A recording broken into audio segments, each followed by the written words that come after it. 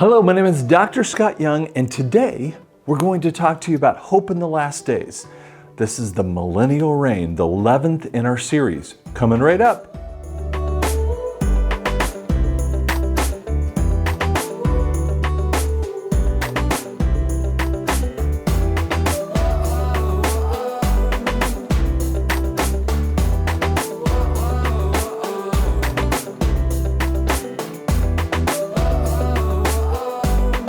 Okay, if you stuck with me the whole time, and I really pray you have, you're going to find so many amazing things. And by the way, we talked about this, as it gets deeper and deeper in the tribulation period, it gets worse and worse. Now, Jesus says that as the woman who's pregnant, she goes through her labor issues and it gets more difficult for her as she goes. Well, that's a powerful revelation. Did you know, back in the garden, one of the things that the Lord would say to Eve is that the pain of labor, that was her curse. Now think about that for a second. If the pain of labor was her curse, it was actually a portent of the tribulation period. Do you catch that? So in that first trimester, things are changing a little bit for the woman. That second trimester, some things change even more, but that third trimester, things just accelerate in. Now, we're at the end of the tribulation. So I'm going to show you in this first slide in here. This is the millennial timeline, and I want to walk you through this. And we're going to show you more about this as we go along. Now, first off, there's the separation of the sheep and the goats. That has to happen in that first 45 days. And you go, where are you getting 45 days?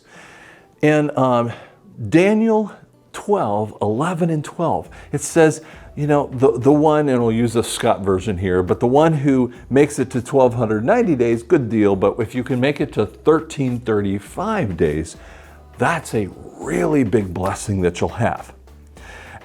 And so that's really a conversation to the sheep and the remnant. It's not talking to the church, because at the time that Daniel was mentioning this, he didn't even know about the church. It wasn't a revelation. Only Paul gave that mystery. Peter understood the mystery and was introducing the church. In Old Testament timeframes, they didn't even know anything about that. Okay, so when we have that first 45 days, what is Jesus doing? He is cleaning up the planet. You see, when we come to the very last day, I call it Yom Kippur, or the great day of the wrath of the Lamb, the whole world is destroyed. I mean, an earthquake that goes all the way throughout the world. This is the very last big judgment. Destroys everything down to the millimeter. I mean, all the mountains fall away. Islands drop out to the oceans. I mean, think about that. I used to grow up near the Rocky Mountains in Colorado, and it's almost unimaginable to realize those mountains would just, and they'll all go down to a sea level. And here's the fascinating part. Israel, or Jerusalem specifically, will be the only one raised up to 1,500 feet above sea level. It's a fascinating idea that happens. It's just raised up there. Now, we have to have in that first 45 days, there are resurrections, there are the separation of the sheep and goats, and we'll get into this. There is a growth and prosperity that happens. Israel becomes that world center, and more specifically, Jerusalem will be where the King of the world, or Jesus, will show up. He'll rule from that area. David will actually be king of Israel again. We will celebrate feasts again. I'll go into that a little bit further. Human life is extended far beyond anything we can imagine. I just put it out to you. Methuselah lived to 969 years, and yet there are people today that are going to be the sheep and the remnant, and they will last many more years. Let's say after the end of the tribulation, a man, a woman is 65 years old. Just make up a number. And they make it through that tribulation period of time. They're going to live to 1,065 years. No person on the planet has ever done that. And yet there's a whole generation of people that will do that. And they'll have kids, obviously, as well. Israel will be the top of the food chain. I mean, Israel, for the first time in the history of the world, will be the #1 dominant nation. Below will be all the rest of the nations, which you've already learned are the sheep. Okay?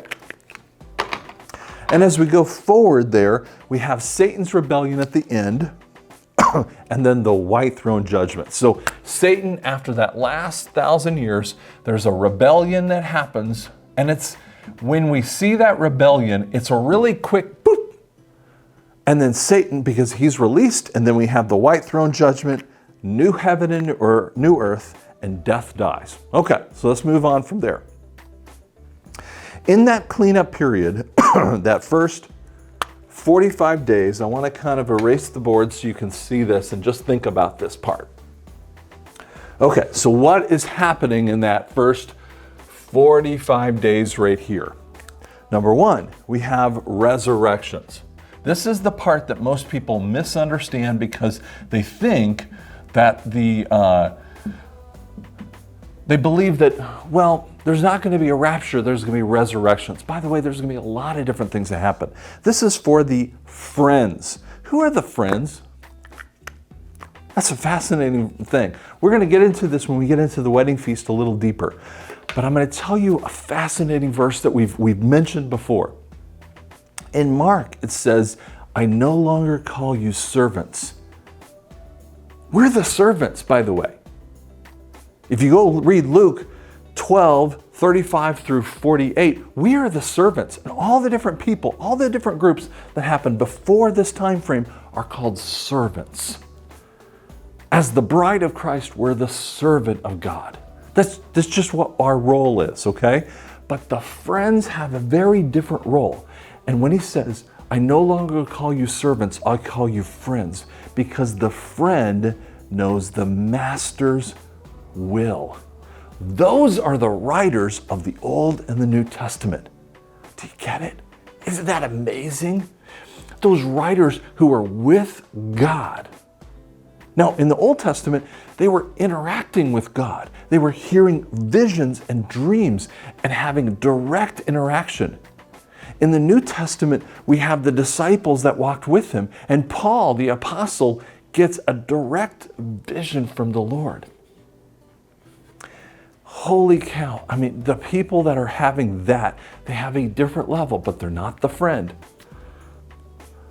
The Old Testament saints will also arise in resurrection. So we have the friends, we have the Old Testament saints, and we also have the martyred of Christ. You know, there are 5 crowns that are given each person, and those crowns will be given to these people as well. The called, the chosen, and faithful, we've gone through those groups as well. But the 5 crowns a person can get most of the crowns, 3 or 4, but you can only get the last crown if you've been martyred, if you died for your faith. And I'm not just talking about dying, that's not a martyr issue, okay? Not a Christian who just dies in the faith, it's died for your faith. In the last half of the tribulation, from here over this way, just think about this is the last half, there are going to be people that will give their life up. And they'll give their life up because it's powerful. They're giving their life up. And they're talking to the world about their faith. Whew. There are people that have done this, as shadows throughout the centuries. People who have been martyred, they're in that same category as well. Now, we have talked long and hard about the goat and sheep. Now, here's the fascinating part. All of the wicked die here. They die at this point. But the last group that are bad are the goats. And we have the goats and the sheep, and people don't understand, why do the goats last past that very last day? It's because they were at once believers in Christ. They're teachers, and he has to do a very special thing. And you're going to see this in the white throne judgment.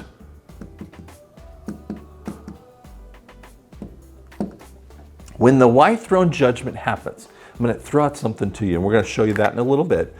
Do you know the people that are judged at the white throne? This is the wicked. When the wicked are judged, they never have anything to say. The only group of people that have anything to say, when you read through all of the accounts in Luke and Matthew and all those areas, are the goats. These are the only people that speak back to Jesus. Didn't we do things in your name? Didn't we teach? Didn't we heal? That gives you the clue that these were big leaders. And that's the difficulty that happens. Now, their point, they speak and they go to outer darkness. And we've talked about that last week. Now, outer darkness is a very different place than the wicked who go to hell. And they've been in hell. We have people that Cain killed Abel. And Cain has been in hell probably longer than anyone else, right? He was put into hell a very long time ago, or any other wicked person that we might want to come up with. Now, again, I don't know about Cain if he's exactly that, but just use it as an example for the heck of it here. So we have people that are in hell for 6,000 years. And then we'll have a few other people that will be in hell for a very short time frame, comparatively. They'll be in hell for 1,000 years until the white throne judgment. Okay? The outer darkness people, as I've really studied this, I believe that they stay here until they come up to this point in time. They will come up in this point of time. So they're stuck away. The abyss is a slightly different place as well. The abyss houses Satan and the demons and, the bad angels. Not the good angels, but the bad angels, okay? So I don't want you to misunderstand that issue. It also has the false prophet and the Antichrist. And they stay in there also for 1,000 years. But here's the only guy that comes out. Satan is the only one that gets to come out because he's got to do a final rebellion. And we'll explain that in a little bit. And then we come out to the lake of fire, where all of these people will go out too.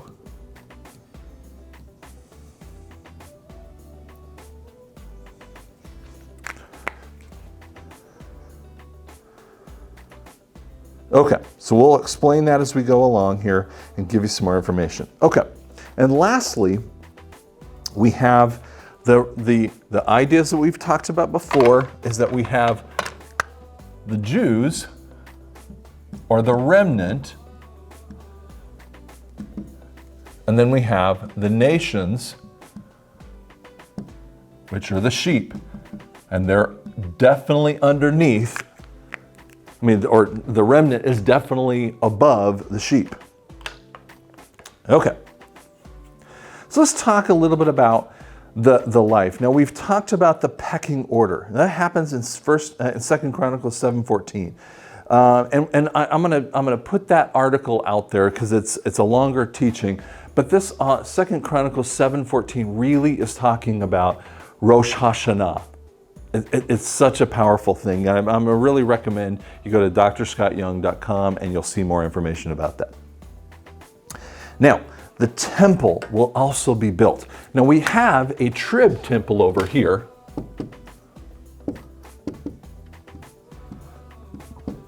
Now, it's a nice temple, don't get me wrong. But what happens in this time frame is that we have to have a millennial reign temple. And it has to be around, and we'll give you some more information about that. But basically this, the millennial reign temple is 50 miles wide, and it's north of Jerusalem.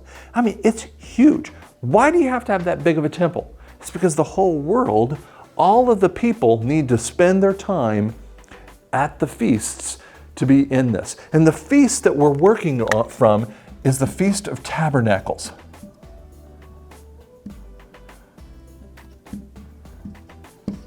Now, the other way that you call it is the Feast of Booths. So they put up tents. Instead of living indoors, they put up tents. And they tell of the things that the Lord has done for them. We put this into the book. Jeff Swanson and I spent time when we did our Foretold 1 and 2 books. And he wanted to put this into the beginning of the book. And he was definitely right. This is a cool idea. So what we did is that we had testifiers. These are people who have lived through that time frame, and they would go through the tribulation. So this would be the sheep or the remnant who would come into this, and they would be in the Feast of Tabernacles. And that Feast of Tabernacles, and they would just tell their story. Oh man, such a cool thing. Now, Christ rules with an iron rod, and you ask the question, why would he rule with an iron rod? It's because Satan, the temptation, or the devil made me do it,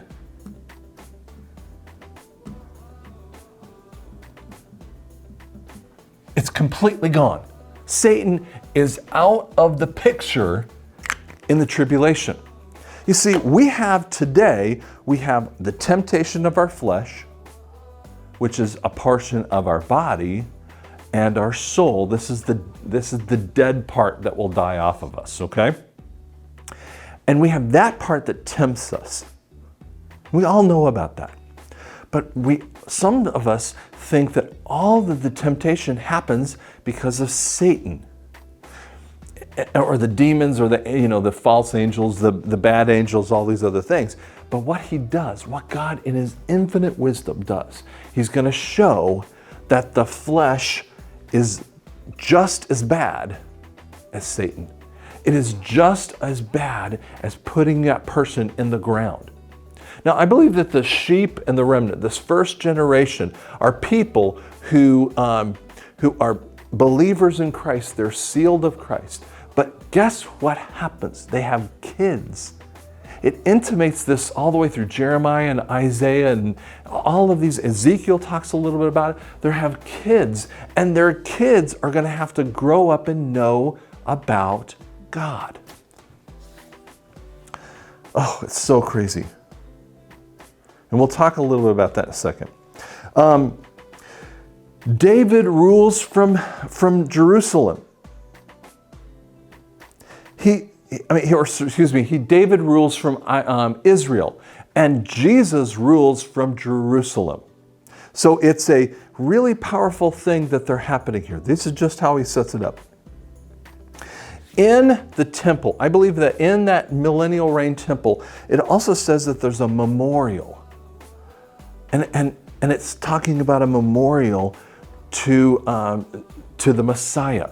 I want you to think about this.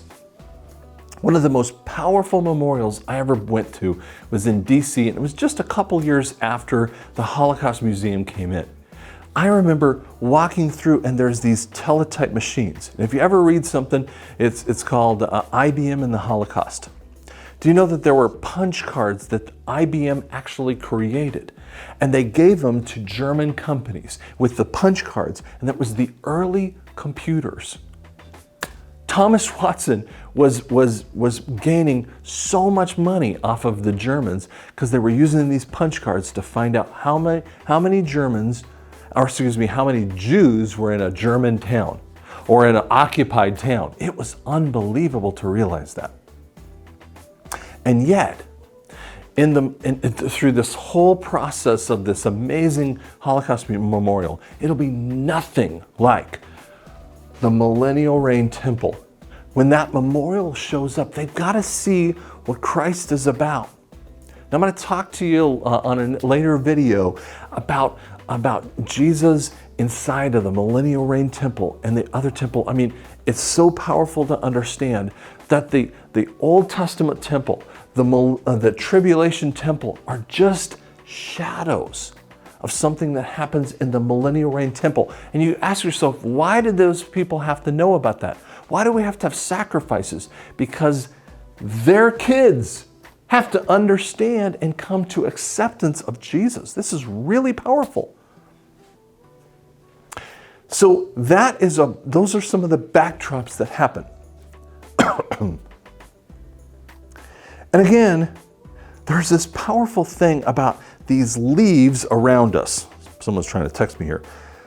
These leaves around us, there's Jerusalem tree leaves. Now, it heals the nations. It talks about healing these people. How can they live for 1,000 years? It's because they're healing throughout that time frame. Their body has to get regenerated somehow. I mean, don't ask me exactly how that's happening because it doesn't explain it. It just says that they're healing for them. This could be similar to what several companies have come up with.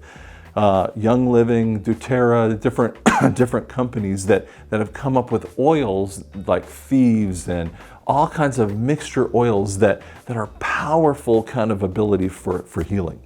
And I believe that's going to happen in this time frame, that we're going to see plants and different ideas that will come out and heal people from that. Animals will live at peace. Now, when it says the lion will lay by the lamb. Now, I know lots of people want to show a lion laying down by a lamb, and I have a picture of that. But I want you to realize that actually is another level of picture. It's a metaphor. The lion, Jesus, lays down by the lamb. That's what this group of people are. That's exactly what this is about. The lion sits and interacts with the sheep and the lamb of God. I mean, the lamb of these people. That's who these people are. That's their idea out there. Animals are not going to be hurting people anymore. They're not going to be scared of humans. Man, it's going to change this whole process. The land will prosper beyond our understanding. I mean, if you plant a garden and normally you would get this amount of crop, I mean, it's going to be triple, quadruple amounts of land and work and ability. It's just going to be easy comparatively because the blessing's there and no more curses are happening. Man, we don't realize our curses that are happening. When people will work, their labor will be fruitful all the way through this time frame. It's almost hard to understand. So you see, and I just want you to think about this. Let's say you work a 40-hour job and you accomplish this much in a 40-hour job. But in the millennial time frame, let's say you work the same 40 hours just for the heck of it. Let's say you were one of the sheep, and you're not, but if you were one of the sheep and you work that same 40 hours, and in the past you could make this much, in the future you're going to make this much. It's going to be blessed in everything that you do. So whatever that person will do in this time frame, it's going to be blessed. And do you know why it's blessed? Because there's no more war. Every country and every nation on this planet, every country spends 30, 40, but more likely about 50% of their final budget on war. What happens if you don't have to have taxes anymore? Now, some people want to say this about the world. We're going to have world peace. All that stuff is silliness because guess what? World peace will happen in the millennial reign. When our desires are that world peace, what we're really desiring is that millennial reign thing. Now, there's some people who say, we're not going to be in heaven, but the answer is no. He's going to show that there's a reason for the millennial reign. It's to show that you still need Jesus. Even when I make everything perfect, I'm going to show you that it's still not fully perfect, because there will be people who will die in the millennial reign. The kids of the remnant, the kids of the sheep, will still choose against Christ. It's too weird to imagine. No matter what humans do, it's a time frame that most people misunderstand. It's not about perfection in this time frame. This isn't the ultimate goal of humanity. There are some people that are talking about this as our ultimate goal. This is where the Christians want to be. This is what the world actually has inside of them.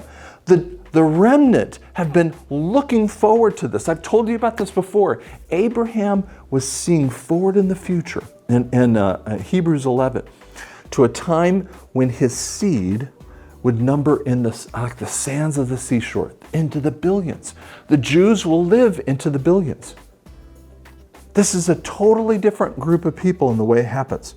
And therefore, Israel's borders will expand wider and wider all the way through all in the Middle East, into bigger than any border than they ever had.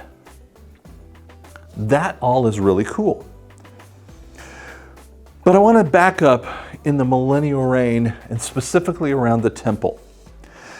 Now, I'm a teacher. That's my dream. That's my desire today. But do you know? God's going to replace me as a teacher. Every teacher who's a good teacher right now, and people like a Chuck Missler. Now, Chuck died a few years ago. This is 2020, so it's a few years that he died. But when Chuck died, his teaching ministry also died. I'm not saying his effect is dead. I'm saying that his life, he is not going to be a teacher in the millennial reign of Christ. I don't know what he's going to do, but he's not going to be a teacher. I'm not going to be a teacher in the millennial reign. You say, what? Because Jesus wants to be perfect in his teaching. And so he's going to take over the role of teaching. So no matter what you think, the role that you might have, if you're a teacher, if you're an influencer, and there's a lot of people that are influencers, that goes away. Sinners will be terrified to commit acts, these bad acts. They will not want to do it. It's going to be something they'll say, hey, listen, don't do it. Jesus will judge sin very, very quickly.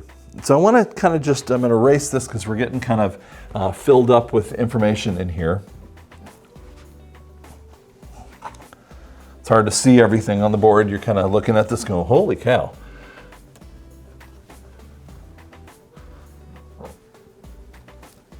All right, so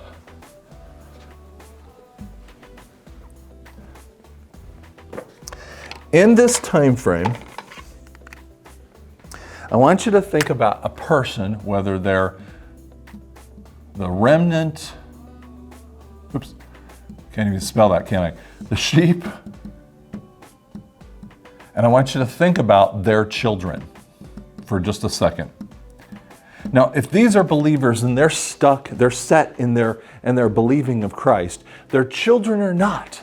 They have no information about the tribulation. They don't know what it feels like. These people's job is to try to share that with them. And frankly, we, the called, the chosen, the faithful. I'm the faithful, the bride of Christ. The chosen are the guests at the wedding. We'll tell you about that one. The called have a powerful witness that they're going to have, and many of them are going to be part of the martyrs. The martyrs that show up here, all these other Old Testament saints, there's going to be so many resurrected people that will happen. And so all of the resurrected people, I call it resurrecteds, just for the heck of it, okay? We're going to be ruling and reigning with Christ. Rule and reign, R&R. That's our job. Now, it doesn't mean that we're teaching, but we're helping these people. We're with them, because that's when he starts putting this all together. The separation of the bride and all that stuff is less important in that time frame. The focus is that we are reigning with Jesus upon the planet over the people and helping them out. It's a helper. But someone will come along, a kid, and will say they're 100 years old. It's so funny when the Old Testament says this. So a 100-year-old kid, just a kid. If you're living for 1,000 years, I mean, a 100-year-old, nothing, right? 100-year-old kid decides to sin. And when he sins, Jesus is going to come down with an iron rod and go, boop, no. Now, he might talk to them. I don't know what he does. But if that person doesn't wants to stay in their sin, they're going to be dead. And they're going to be stuck toward the white throne judgment. They're in hell until the white throne judgment happens. We'll talk a little bit more about that. Death is a final judgment. Now, this is always, we talked about these, the wicked, the outer darkness. This is called the first death. And they will be subject to that first death as well. Now, let's back up because we need to, let's finalize where we are here. So I'm going to pull off this information here. So we still are in the tribulation, or the millennial reign. Okay? You'll see it as we go along here. Just erase this so we can kind of talk about it later. Because we're going to shorten up this time frame just to look at it here better. Okay. It's easier when you have to draw it out here. Okay, so here's the 1,000-year reign. You go, wow, that's pretty short. Okay, we've already talked about that one. But at the end of the reign, there is this interesting thing at the very last moment. And it talks about Gog and Magog again. You're going, people get so confused about this.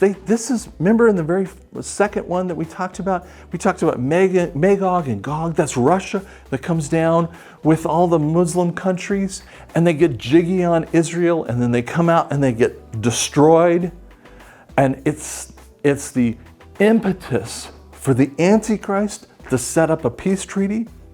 Remember that? And you always say, why does a peace treaty happen? It's not a feather in his cap. He's going to be required. This is going to be the start of the tribulation. And you go, how come Gog and Magog show up again? It's because it's a spirit. It's not a person, it's a spirit. When they try to make it a person, it messes people up.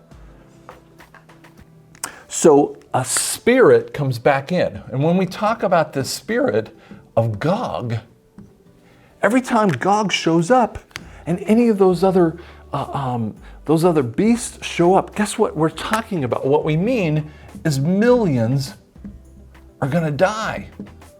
And you're going, wait a second, there's a rebellion?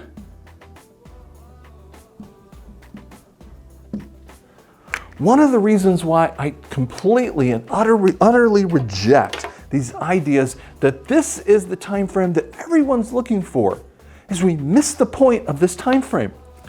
This is the point when we have no Satan control. We don't have war. We don't have any bad things. All the bad things that we complain about, mess up our lives, are all gone, and yet sin still happens. How in the world can that be? Because our flesh is evil. That's the reality. That's what Jesus wants to prove. Even when I do all of this correctly, you're still going to have flesh that's evil. He's proving a point. That's the whole point of the tribulation, or the millennial reign. And there are going to be people that are going to rebel. It boggles the mind.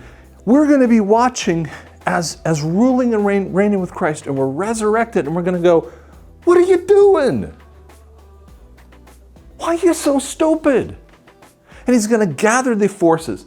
And the way that the Bible writes it, now it could go on for a year. I really doubt it. It could be a couple months of a boom, and then whoosh, they're gone. Revelation 21 just deals with it very truncatedly. It means it just knocks it down to a very short rebellion. and it's all over with. Now, once those millions die, they're also in hell, but they're in hell. These people are in hell for the shortest period of time. So here's what happened. Now, Perry Stone, it's so fun when he talks about this. Perry Stone has this great statement. He talks about the white throne. And he's teaching on it. And this guy walks up to him and says, "Hey, I'll see you at the white throne." And he goes, "Whoa, whoa, whoa. I'm not going to see you at the white throne unless you're bad." And he goes, "What?" And he tries to explain it a little bit more, saying, "Hey, you don't understand what the white throne is."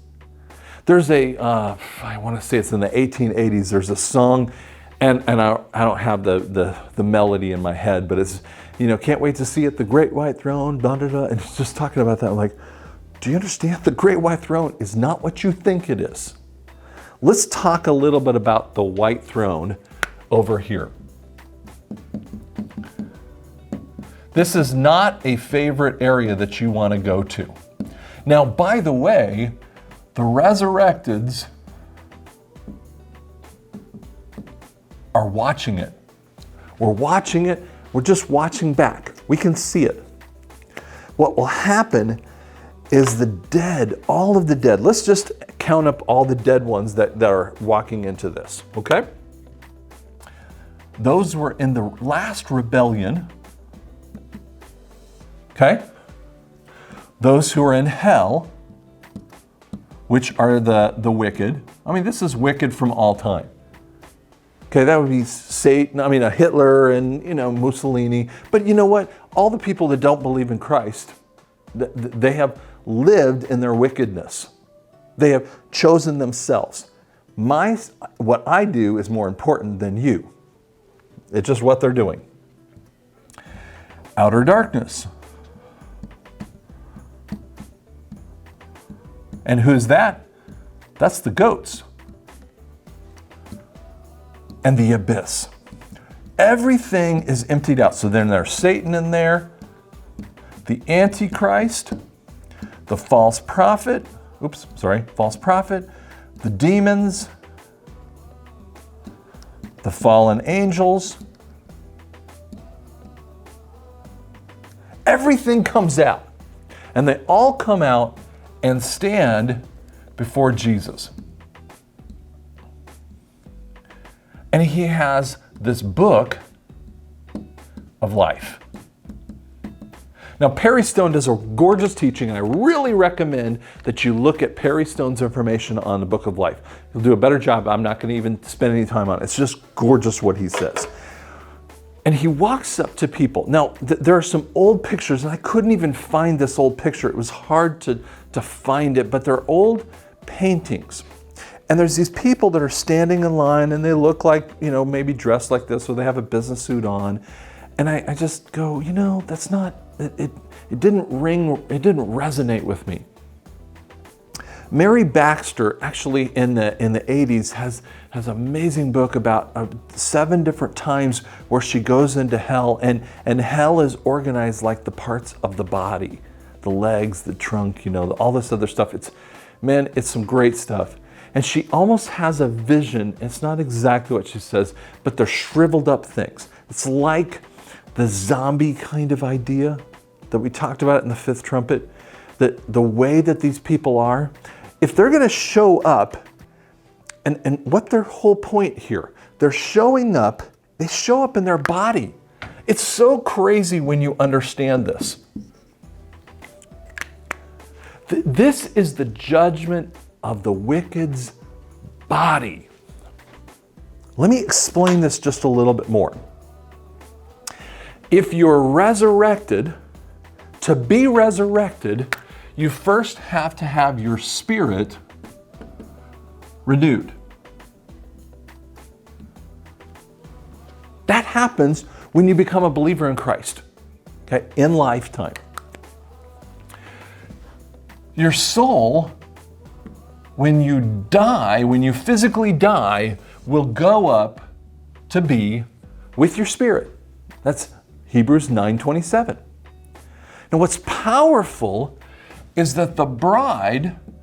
gets the first body resurrected. Just like Jesus. Now, Enoch and Elijah had the same thing where their bodies were transformed and they become in this resurrection. Now, here's the fascinating thing. The remnant at this time frame, this is my belief, and the sheep, the planet is destroyed. They're completely gone. They can't live in the body anymore. And they become resurrected. The people that are left, all the rest of them, their kids and all the other stuff. But all of the rest of the groups, the called, have already been resurrected. The chosen, the bride, the faithful. The Old Testament saints, all are resurrected, and he's judged their body, their soul, and spirit already. The wicked, let's use the red just for the heck of it and make it a little easier to see it. When a wicked person, it's not because it's not just bad. It's not just, you kind of look at it and say, wicked person, you're wicked. I'm not talking about like just Hitler, but it is Hitler involved with that. Anyone who doesn't believe in Jesus, even if she is as good as Saint Mary or Saint Mary, if you call her Mother Teresa. Okay, I'm not saying Mother Teresa's in hell. I'm just saying if it's like that and she doesn't believe in Jesus, well, that's a problem. So if a person comes to the age of accountability and they choose not to believe, their spirit is in death. Boop, that's the first thing. When the soul gets to its death point, it's called the physical death. And Paul in 1 Corinthians 15 talks about this as the first death. The body, though, now the body has gone through its own death as well, obviously. But there has to be a second death. I know you're going, what?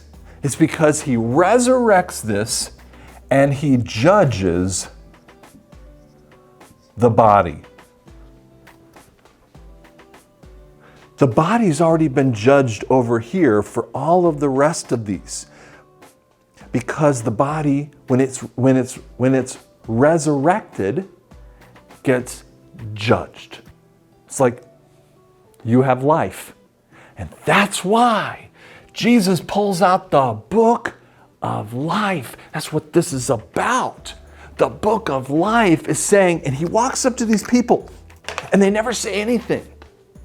This is why I believe Mary Baxter had a really powerful vision of what the people in hell really are like. Those people are going to walk up to Jesus in line and he's going to open up the book. And let's say the guy's name is Scott. Let's say I'm a wicked dead, whatever that is, whether it was in hell or whatever I was doing. Let's say I was. And I walk up there and he's going to go, Scott, it pains me,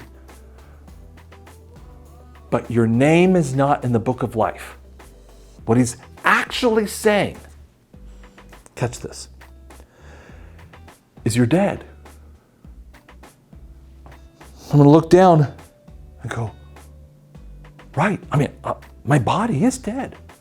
I'm going to have a visage of my body, and it's going to go, you're right. What do I say to that? I'm already dead. That's why no one ever answers back Jesus, because he says your body's not in the book of life.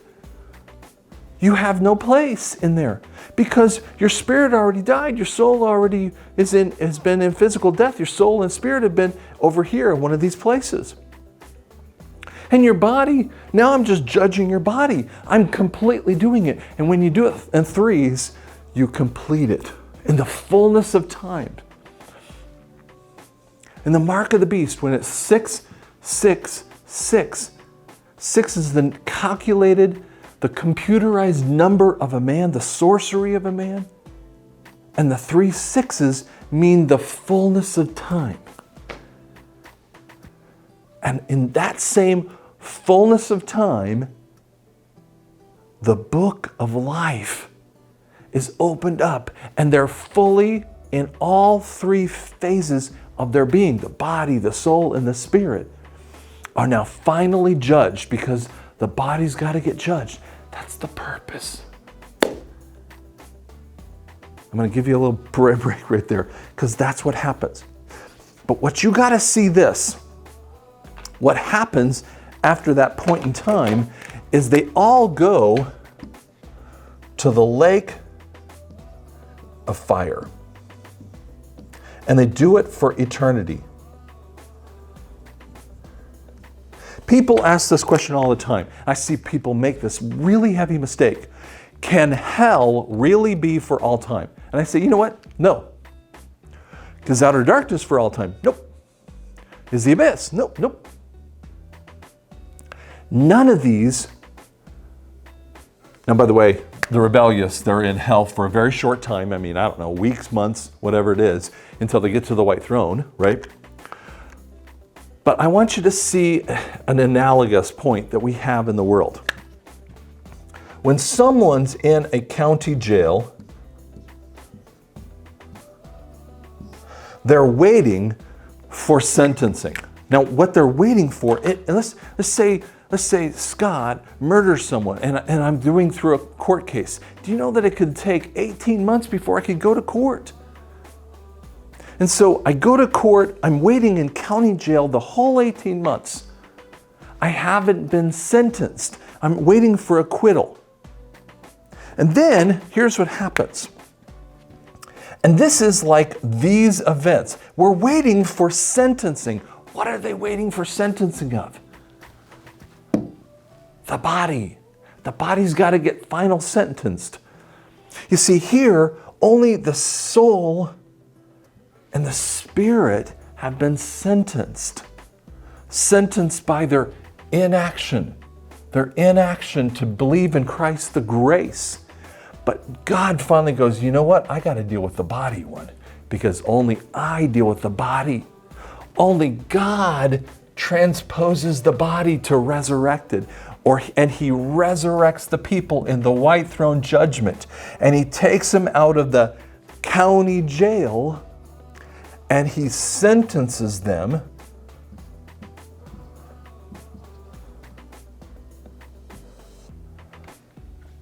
This is wrath. This is judgment. And we would call this, in our terminology, prison. Wow. See, in prison, and especially in old days, okay, don't think about today as much. Someone would be in county jail until they're sentenced. When they're sentenced, the sentence comes up, they're in prison. And Jesus has to sentence the body to prison. And they're going to go in the lake of fire, and because that's the only thing that can sentence the body effectively. These are just different areas, different holding cells, but this is the final one.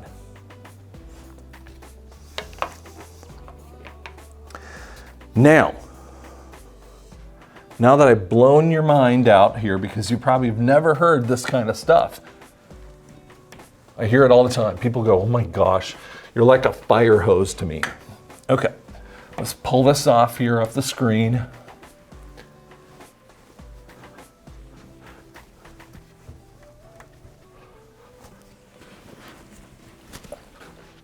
Sorry about that. We got to erase everything off the board.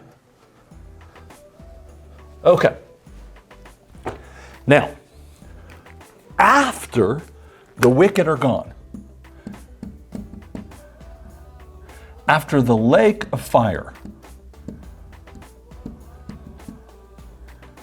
this last powerful thing comes up. Death dies. Okay, so that's the next step of it. It's the very last thing. The body can't go away anymore. And here's what happens. Heaven and earth, earth are destroyed. One of the most powerful verses, and it's in Matthew 25:34, it says, heaven and earth will pass away, but my word will never pass away. Guys, you got to catch how cool this verse is. Heaven and earth will pass away, but the only thing that's going to be left is the word. And in John chapter 1, he equates the word, truth, and Jesus. Whoa, all three. That's the only thing that's left for us. As we said, death is destroyed over here in 1 Corinthians 15. And the reason, people always ask this question. Here, I'm going to give you one that's going to mess you up. Wait a second, how can heaven have to be destroyed? I get earth. Earth has been through a whole bunch of sin. It's gone through sin, but do you know what? Heaven has too. In the book of Job, and we also see this in Ephesians. Ephesians 6 most specifically. And Satan has access to the throne. Okay, and what he's doing is he's accusing the saints. Oh, guess what? There's sin in heaven too, because Satan's been putting this accusation. Accusation's sin too. That has to get destroyed. All of the remnants of the ugly stuff have got to go away. So heaven and earth will be destroyed. And here's what happens. The New Jerusalem, when we come over here and we have the New Jerusalem is like that new earth. It's the new heaven.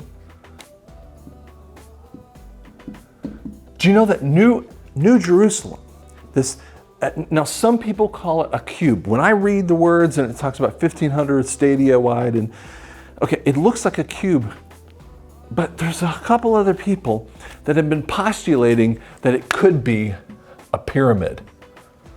That's a beautiful drawing, isn't it? You're like, oh wow, you are a great draw. Okay, sorry, I know. But it's possible it could be a pyramid, one of the most mysterious objects in the universe. But you know what? I'm fine if you got to go cube. I'm cool either way. Doesn't matter to me at all. Here's what happens. There's no sun and there's no moon because we only have the purest light of Jesus. And the new heaven touches the new earth. The only way heaven can touch the earth is we got to kill off any accusation, any sin that happens in here to the earth, where only these three things exist. Now, obviously, Holy Spirit, the Father there too, of course, but that's what the focus is here. And let me end this one with you, because you're going to see a couple things. Two areas I want to share with you. In Revelation 22, it talks about the streets of gold. Now, some people believe the streets of gold happen in heaven right now. Okay, and I'm not going to argue that one with you, but the time really heaven has the streets of gold is in New Jerusalem. And gold has to be purified in the fire, right? And guess what happens to the new heaven and new earth? They go through fire. They're burned up in fire. And what's left is the gold. That comes from 1 Corinthians 3:13 through 18. You put the gold and the precious stones through fire and it smelts it into a perfection. It takes off the impurities. The impurity of this stuff goes away so that we can have a new heaven and earth. And you know what? When you smelt gold, you burn it, get the impurities out. And that's why I think the streets are paved with gold. Now, if you go to any city of the world, Denver, LA, Vegas, pick the city you want to pick on. The street is probably the most dirty thing in the world. If you just take your shoes and look at your shoes right now, it's probably really got a lot of gross stuff on it. Gross, right? You should be washing your shoes more often. People don't do this a lot, but they don't realize that this is the grossest part. And in the dirtiest part, the least ability thing in the world, the least good part of any city is the street. And then God goes, you know what? I'm just gonna put the gold over there. One of the most precious things in humanity is gold in the city. I mean, it's starting in the streets. What? He just goes, that isn't even a big deal. I just put gold over there. That's fine. Now, when we were selling our house back in, I think it was 2018, and we were selling this house in Bixby, and the real estate agent wanted us to paint the door. I'm like, why do you care? He's like, you gotta have a pretty door. The door, I don't even go through the front door. I mean, we would go through the garage. We want to come out the front door if we're taking a walk. No one cares about the door. He goes, everyone else does. Okay, so we painted the door. I don't even know what color we painted it, but we painted the door. And the door is just the basic, it's just the entrance to the house. The house is more important than the door, wouldn't you say?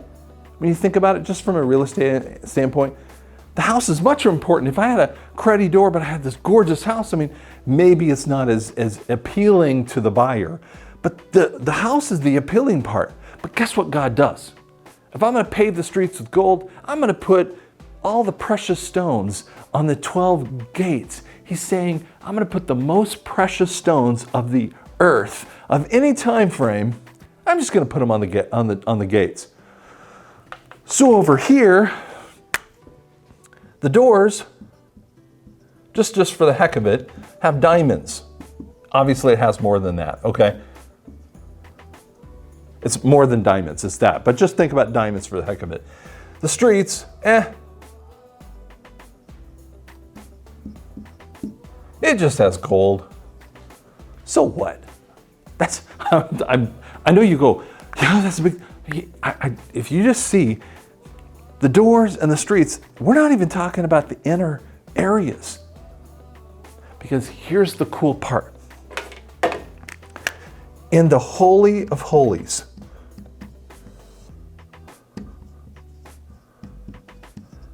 the most precious place of the temple, there will be a millennial temple and there will be a heavenly temple. There always has been.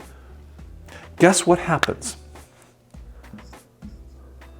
All resurrecteds, the bride, the faithful, the chosen, the guests of the wedding, we'll explain that one next week, the called, that will make up a huge portion of the martyred, the Old Testament saints, the friends of God, the remnant, the sheep, all of the people that are resurrected, and they've taken away all death after this lake of fire happens, and we take away the new heaven, and we go from the new heaven to the earth. We don't need the sun or moon because God will be our light. Your place is in the Holy of Holies. So all resurrecteds are here.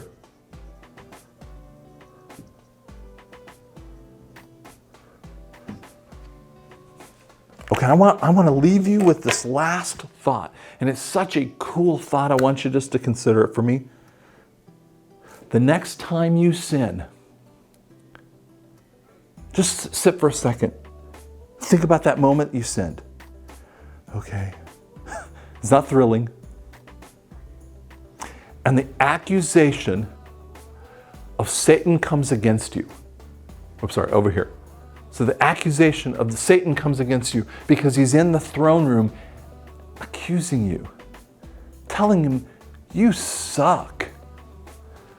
He did that with Job. He's doing it against us all the time. Here's what I want you to say. I'm the bride of Christ, and I'm the most precious part of the Holy of Holies. This is your final destiny. You are going to live in the Holy of Holies. I'm not saying you're like stuck in there like in a prison. I mean, that's saying it's the most special part of Christ. You have it. I didn't make this up. God said this in Revelation 22. And he frames it at the very end of it. If you add to the words of this book, I'm going to add to you the plagues that are written within it. If you take away the words of this book, I'm going to take away your place of here. Guys, my whole focus of this 11-part series is to give you an idea of who you are in Christ, to talk about the groups and to put all of the scriptures together. Do I have everything figured out? No, I'm sorry, I wish I did. But subscribe, because we're going to talk about the wedding feast. We're going to talk about the Millennial Reign Temple and why it means so much. We're going to go through so many cool things that you'll finally see that. We're going to talk about many more areas too. I thank you so much. So subscribe, and you can leave some comments down below. Thank you so much.